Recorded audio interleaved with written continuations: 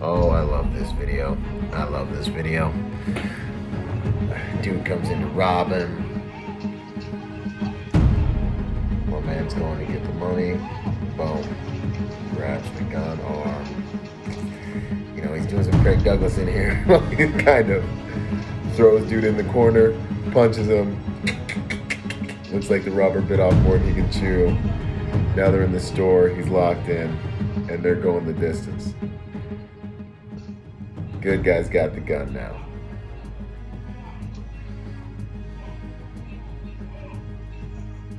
Considerations. You gotta think the entire security strategy all the way through. Bad guy just came home.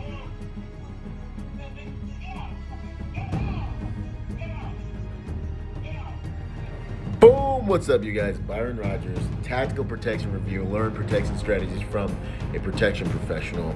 Let's take this one back to the beginning and see what we can learn from it. These guys are scrapping. So the first thing I would say is, when it comes to drawing on a drawn gun, bad idea. You don't want to draw on a drawn gun when someone has a gun drawn on you. It's not time to try to play hero. I don't care what you saw on the internet with Mr. Whatever martial art, ninja martial art, where he can just disarm guys 100 different times. Don't try this at home, ladies and gentlemen, okay? Even if you have a gun, drawing a gun on a drawn gun is not a good idea. It's all about timing, ambush types, and you want to ambush someone who has a weapon if you're going to go that route. And you've got to be willing to go all the way. Violence of action, how violent you can be to overcome the enemy's level of violence. Huge deliverable if you're going to attack the attacker. It's something we teach in the Marine Corps. It's huge. You're going to ambush the ambusher. You want to be way more violent than they are, and you want to come with such a degree of intensity that they have to submit. Okay, so let's take a look at our guy here. Now we're looking for timing. We're looking for timing when you're going to be able to execute that ambush.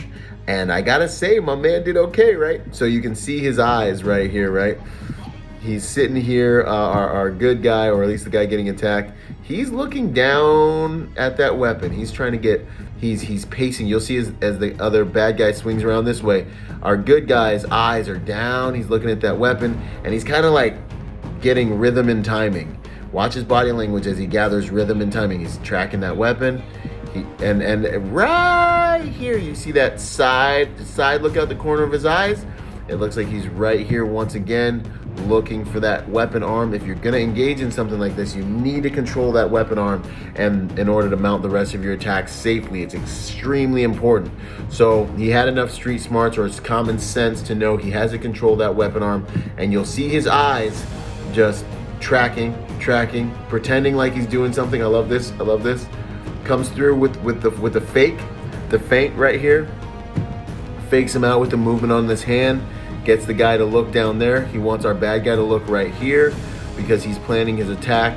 That'll come around right as our bad guy gets close enough. The second the bad guy gets close enough and also raises up his other hand here, you can see that our bad guy is in a relaxed position. He's not based out. He's not like splayed out. He's not ready to take a hit or, absorb anything. Our bad guy is completely relaxed. He's adjusting his hood. He thinks he's got him.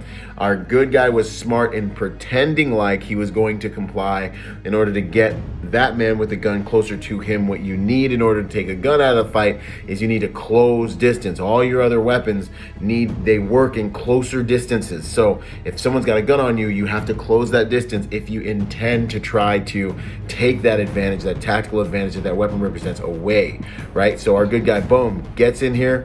Love how he comes in, starts to dominate that weapon hand, grabs our bad guy around the waist, dominating his center line, his midline, sucking him into him, and now he is essentially in control of this human. It is still paramount, though, however, that he gets that weapon out of his hands as they struggle. Who remembers doing this in the playground to your friends when you guys are playing cops and robbers? I'm not going to get technical on the weapon disarm, but a little circle, big circle kill worked for him that time.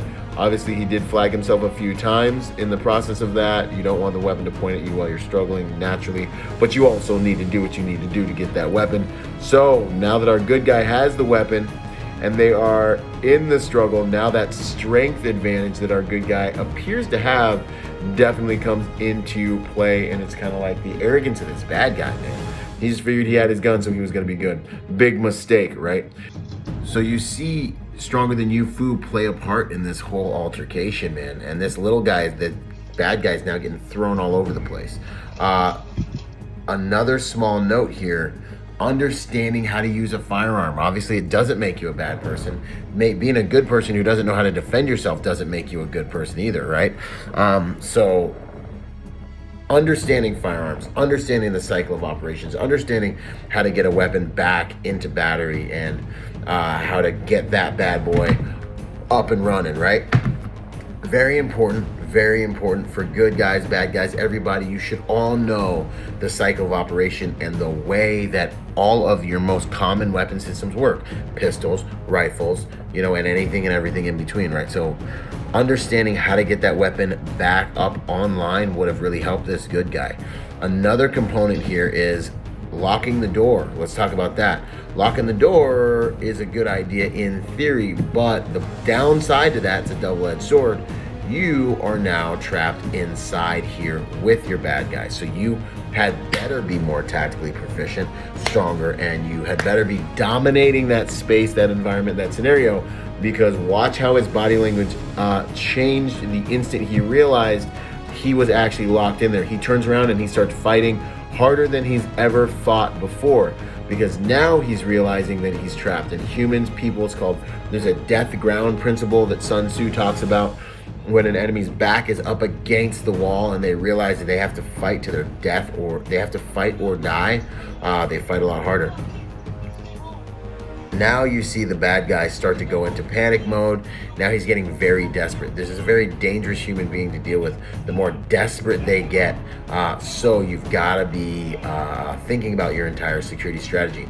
If you're going to lock them in your facility, it's a very good idea to also be able to lock yourself in a place that they cannot get to you inside of that facility. But overall, I got to say, my good guy, he did a great job during this one.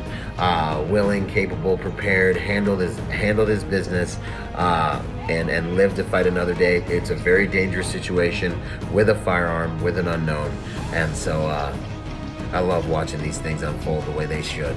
Byron Rodgers, Protector by Nature, Amp by Trade. Come train with us at the Protector Symposium at protectorsymposium.com. Live events, best trainers in the world. And I look forward to seeing you guys on the next piece of content. Until then, be peaceful but not harmless. Out. Boom!